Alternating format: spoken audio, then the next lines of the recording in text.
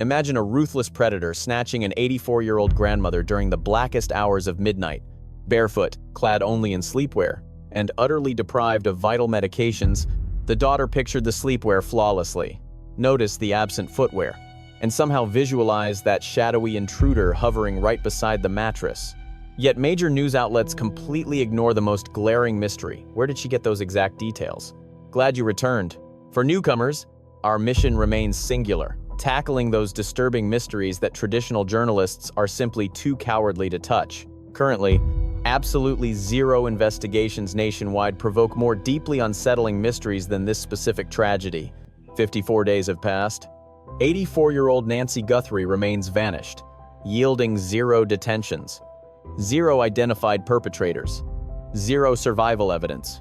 Nothing, however. Recently, her own child, Savannah Guthrie, a prominent television host for the morning broadcast, stepping away from America's biggest daily show, finally spoke out after her parent disappeared. 54 quiet days shattered by these explosive new statements. I've relentlessly scrutinized every single frame of that conversation over and over again. Once you drastically reduce the playback speed, paying incredibly close attention, the audio reveals details that aren't merely suspicious. They provoke terrifying theories, the exact kind federal agents are currently investigating actively. These are deeply unsettling mysteries that corporate journalists completely avoid.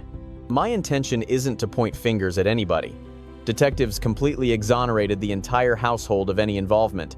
That remains an indisputable truth which nobody can debate. My purpose involves presenting her exact quotes alongside professional analysis, allowing you to independently form your own final conclusions. Keep watching until the very end, since the absolute most crucial clue regarding this mystery drops further into this video. Skipping ahead means you'll completely miss the one explosive detail that shatters your entire perspective. Let us dive into the 31st of January, 2026. Following a meal at her daughter Annie's place, Nancy Guthrie reached her Tucson, Arizona residence at 9:45 at night. Nobody ever verified seeing her breathing after that exact moment. By the following dawn, she completely missed her online religious gathering. Annie frantically dials local clinics, calls 911, and subsequently alerts Savannah. Please pay close attention to this audio, focusing less on her core message and entirely upon the bizarrely precise facts she possesses despite describing a state of absolute pandemonium. My sibling rang me up, prompting me to ask if things were all right, to which she bluntly stated our mother was missing. I completely freaked out, demanding to know what she meant, and she simply repeated that she had vanished. Both of us were utterly terrified, so I frantically urged her to dial 911, but she confirmed she already had. With authorities supposedly already arriving, we assumed some severe midnight health crisis had struck her unexpectedly, believing that somehow, due to a sudden physical emergency responders forced their way inside, considering multiple rear entrances stood wide open, a bizarre detail that utterly baffled us at the time. Our working theory was that ambulance crews brought a gurney inside and transported her away through those open rear exit doorways. Yet her mobile device remained untouched alongside her handbag and personal belongings, rendering that entire medical emergency theory completely illogical. Therefore, quite obviously, Tommy and Annie previously contacted every nearby clinic. Yet I stubbornly decided to ring those emergency rooms myself anyway. Consequently, I started dialing various medical wards while local cops were simultaneously interrogating my sibling directly on site, creating a situation of absolute bedlam everywhere. We need to pause immediately. Savannah sits over in New York, while Annie simultaneously handles officers actively investigating the physical property. By her own admission, it was total madness. However, amidst that frenzy, Savannah flawlessly processes hyper-specific environmental clues with uncanny accuracy. Multiple rear entryways wedged ajar, cellular device abandoned, handbag untouched, zero medical centers admitting her. Take careful note of her explicitly mentioning multiple rear entrances. Reporter Brian Enton, a journalist having spent almost 6 consecutive weeks investigating locally on the ground in Tucson, highlighted this bizarre anomaly. Assuming any intruders breached those rear entryways, forced those frames wide, navigated the interior layout, and subsequently dragged Nancy toward the main facade. It suddenly accounts for those crimson stains outside the porch. It clarifies why somebody violently ripped away the main doorbell lens, proving the front porch was their exit. The rear obviously functioned as their infiltration point. Yet you must tightly grasp this next crucial realization.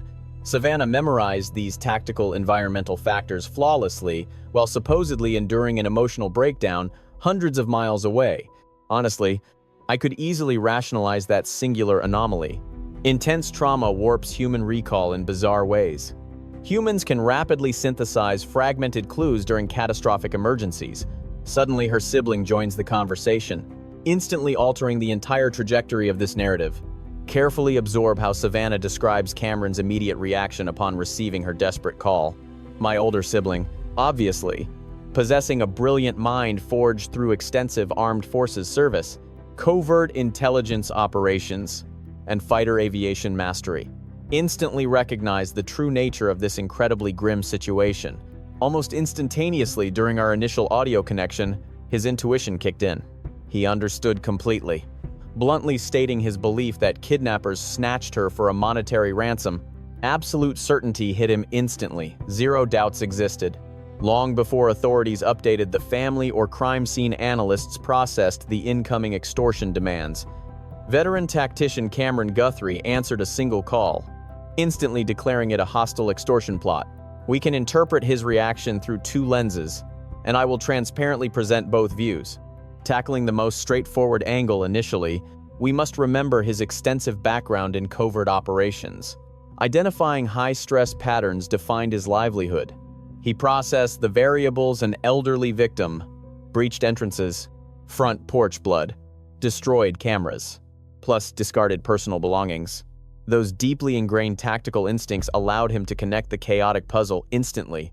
While utterly valid, internet sleuths quietly fixate on a much darker alternative theory regarding the incident. His bizarrely swift and definitive judgment troubled folks, especially since the preliminary details provided during those initial moments lacked crucial context for even seasoned operatives. Searchers had barely located the blood. Detectives were actively evaluating the smashed surveillance feeds. Yet, his final verdict landed immediately, skipping basic abduction. He claimed financial extortion. Let me clarify. Law enforcement fully exonerated all relatives. We are merely analyzing the exceptionally rapid timeline of a deduction ordinary folks could never formulate. During the subsequent broadcast discussion, Savannah dropped a comment that absolutely stunned me. Pay close attention. Rejecting reality was my instinct. I asked if my status caused this, and his reluctant confirmation completely crushed me. Deep down, though, the realization already hit. God forbid that is true. The reality remains utterly unknown. We are completely operating blindly here. Every single detail is an absolute mystery to us. Precisely. The idea centers around criminals targeting my mother, assuming our family possessed enormous wealth. Snatching easy cash might have motivated them. While it seems logical, factual confirmation remains terribly elusive. Facing that likely reality simply crushes my soul. Carrying the agonizing guilt that my public profile lured this nightmare is devastating. All I can muster are endless apologies to my beloved mother, begging forgiveness from every sibling, my precious children, nephews, Tommy, and extended relatives consumes me entirely. If my fame triggered this, my remorse is truly endless. Constantly apologizing to my mother over my potential involvement highlights an utterly profound human agony. Discounting that traumatic emotional anguish is completely impossible. However, a highly crucial detail practically vanishes, entirely beneath her overwhelming sorrow. Notice how she completely avoids phrasing it as a hypothetical question regarding her celebrity status causing trouble.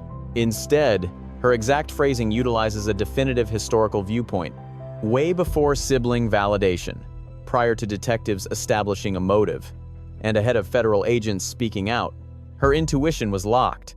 Her brother's hesitant agreement met her pre-existing certainty. Essentially, the dark truth resided deeply within her mind long before she voiced the concern aloud. Approaching this logically reveals a clear picture. Her face dominates the national early broadcast landscape. Having an isolated parent suddenly become the victim of savage violence naturally forces anyone to blame their massive visibility. A rational individual navigating that exact nightmare would jump to that devastating assumption instantly. Nevertheless, lingering aspects of this specific exchange firmly prevent us from ignoring the glaring anomaly. Numerous professional analysts reviewing the file separately all converged entirely. Ex-federal operative Tracy Walder dropped a massive bombshell. The perpetrator likely held a deep-seated grudge against her actions or harbored a dangerously intense obsession. The precision is undeniable. Random burglars do not simply stumble upon this specific property by accident. We are talking about seasoned intelligence veterans, rather than amateur podcasters, whose entire livelihood involved dissecting crimes.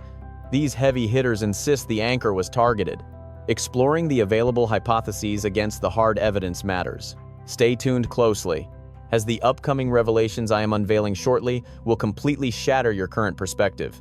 Professionals continuously circle back to three distinct possibilities regarding the tragic underlying motive. Evaluating them against the forensic trail elevates a single scenario far beyond its competitors.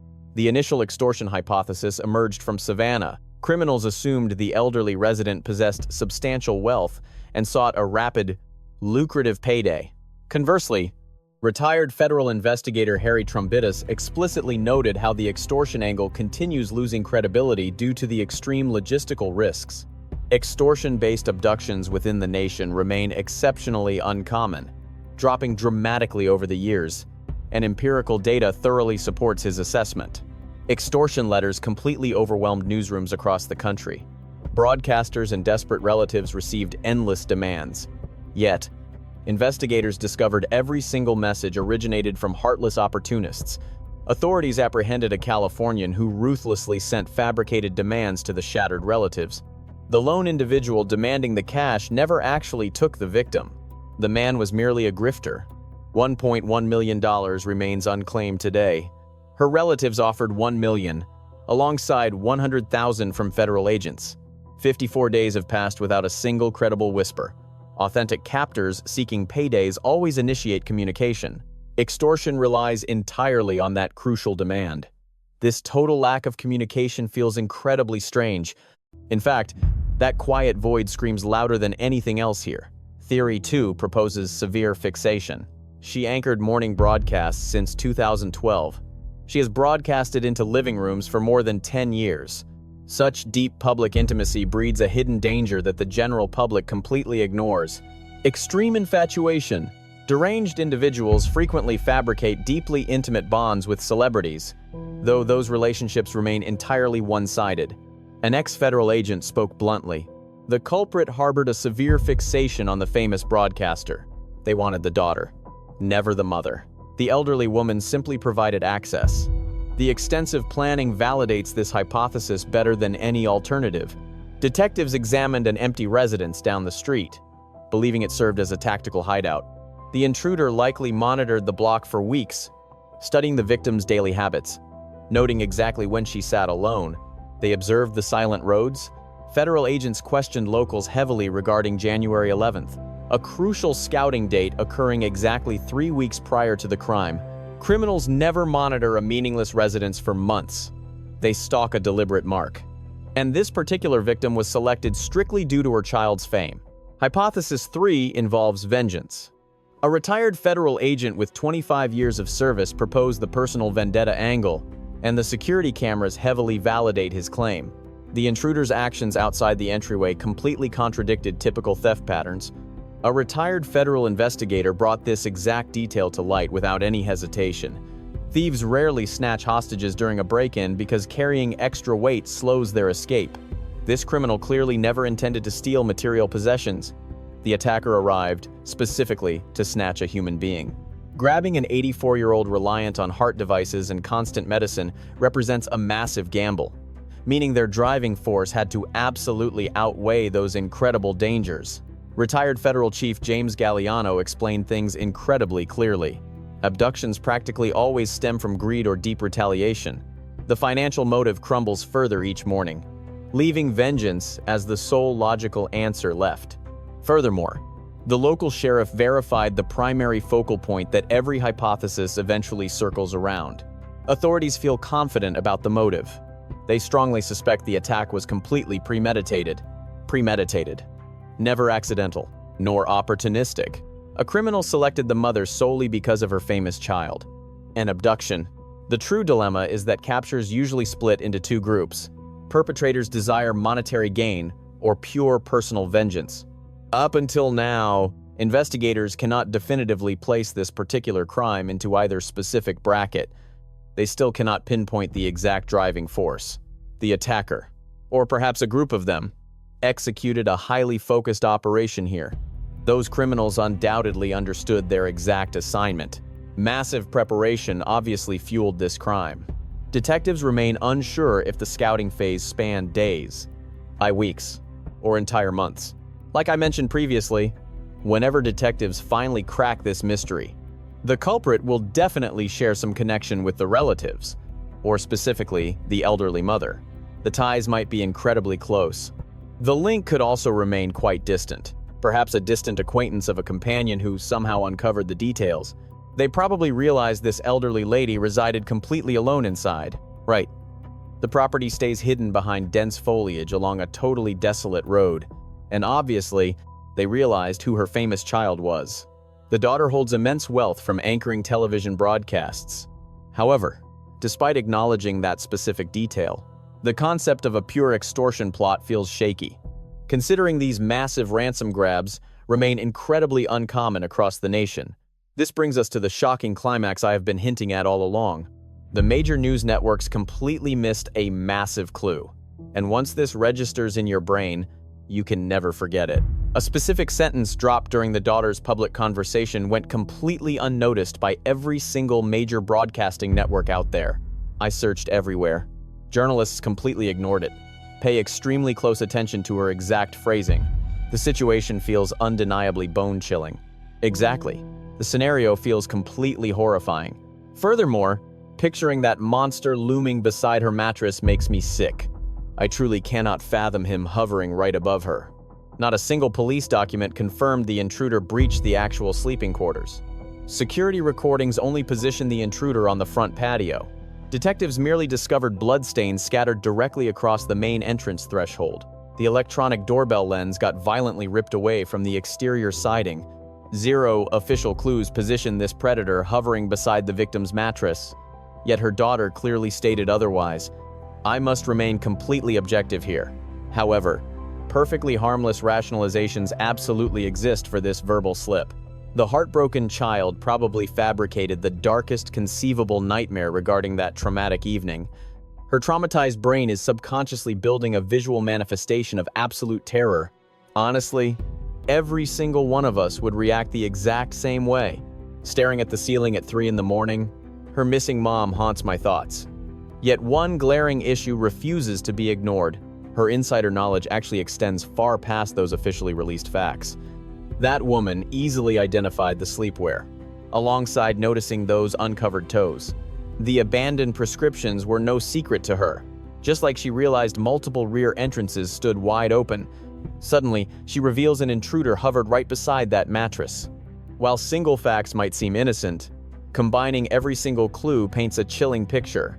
Well, during a conversation featuring an individual residing across New York at that exact moment, federal agents are explicitly taught to catch those exact anomalies. Plus, authorities aren't merely hunting down a lone abductor.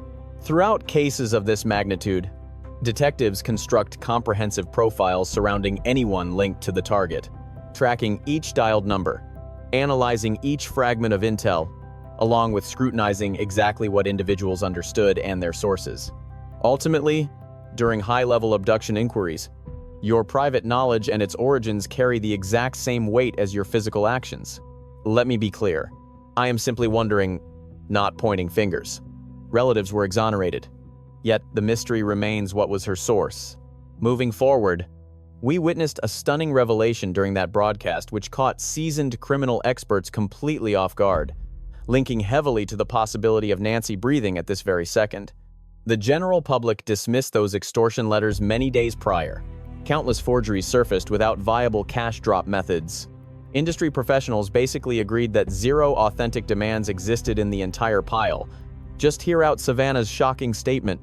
Numerous separate messages arrived. From my perspective, though my impression dictates the vast majority turned out completely fabricated. Besides, those documents never crossed my desk. However, frankly, any individual willing to mail bogus extortion demands truly needs to take a long, hard look in the mirror. Exactly, targeting relatives suffering immense grief. Nevertheless, regarding a pair of letters delivered to us which prompted our reply, my gut feeling says they hold absolute truth. Her faith rests in their authenticity. Savannah Guthrie never casually broadcasts baseless theories across nationwide networks. This woman remains a seasoned reporter. Each syllable uttered during an unedited broadcast carries massive intentionality. By openly declaring her trust in those twin documents, police officials absolutely shared critical intel, granting her that steadfast level of certainty. An initial letter obtained through regional Tucson broadcasters held incredibly precise facts regarding objects within her residence, alongside her exact clothing when she vanished into thin air.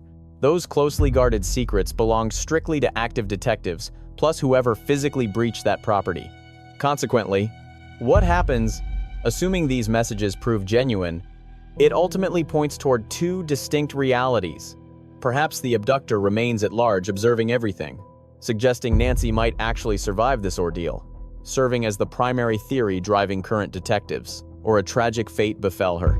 Those criminals mailed demands right away, panicked over the massive federal manhunt, and suddenly dropped entirely off the grid, since grabbing the cash now guarantees steering cops straight to their doorstep. Plus, assuming Nancy perished, taking that money escalates the charges way past mere abduction. $1.1 million. 54 days. Nothingness. Such quietness carries immense significance. Rest assured, federal authorities comprehend its exact implication. Please grasp the following reality concerning the precise status of this massive manhunt today. Federal bureaus refuse to assist municipal cops just to be polite. They intervene once offenses cross distinct national benchmarks: abductions, blackmail, or interstate broadcasting violations, such as mailing threat letters toward out-of-state networks. Yet after getting involved, these agents pursue far more than merely the primary culprit. Their team constructs an exhaustive investigative web mapping everyone holding the slightest tie to this mystery, analyzing all cellular logs, checking banking history, profiling anyone aware of her property layout, daily habits, drug prescriptions, and physical limits. Agents pinpointed January 11th, precisely 3 weeks prior to the kidnapping, as a crucial timeline, canvassing local streets to interrogate residents about that exact time frame. Warrants secured logs covering temporary lodging across the district. Detectives evaluated roughly 40,000 to 50,000 distinct leads. Investigators consistently feed biological evidence into ancestral tracing networks. This mirrors the exact scientific breakthrough capturing the Golden State Killer following years without answers. Forensics secured biological trace material left indoors completely unrelated to Nancy, her relatives, or any staff employed on site. Cameras captured a highly organized perpetrator showing up disguised, holding weapons, sporting a unique rucksack, possessing deep expertise regarding security lenses, and perfectly executing their deactivation.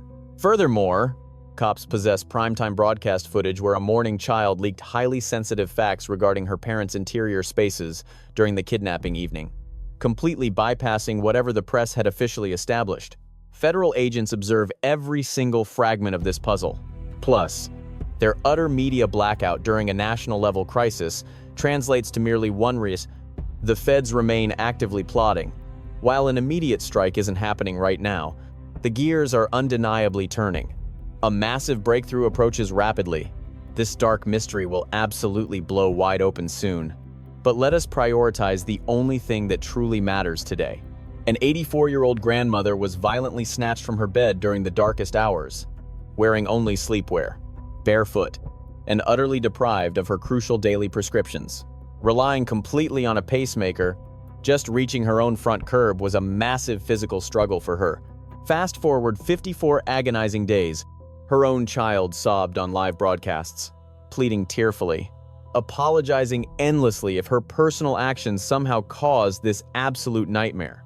Regardless of the twisted reality, a helpless senior remains missing, and I firmly believe a viewer staring at this screen holds the missing piece.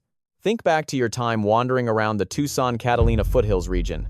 Did you pass through during January 11th or late into January 31st and notice any strange cars? Weird strangers, or bizarre occurrences? If anything felt suspicious, immediately contact federal authorities at 1-800-CALL-FBI or the county dispatch at 520-35149. A massive bounty of $1.1 million awaits whoever provides the crucial breakthrough. You still have plenty of time to play the hero. Leave your thoughts down below immediately, because in deep mysteries like these, community discussions constantly expose brilliant clues that investigators completely missed. Who is truly responsible here? A botched extortion plot, a crazed stalker, bitter vengeance, or a deadly family secret no one dares whisper? Let me know, because my relentless investigation into this nightmare is far from finished. Hit that subscribe button and turn on notifications, because the moment a massive update drops, and trust me, it will, you want to know. Catch you on the next deep dive.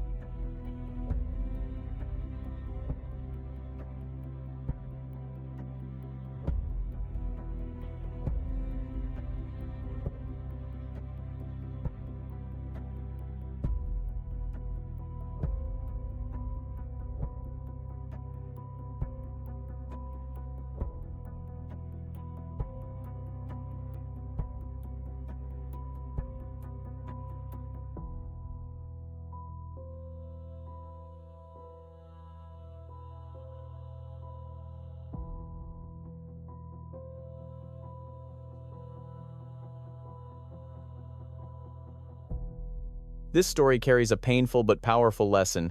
Evil does not always arrive with warning. Sometimes it studies routines, watches silence, and waits for the perfect moment. That is why awareness matters. We often think safety belongs only to locks, cameras, and quiet neighborhoods.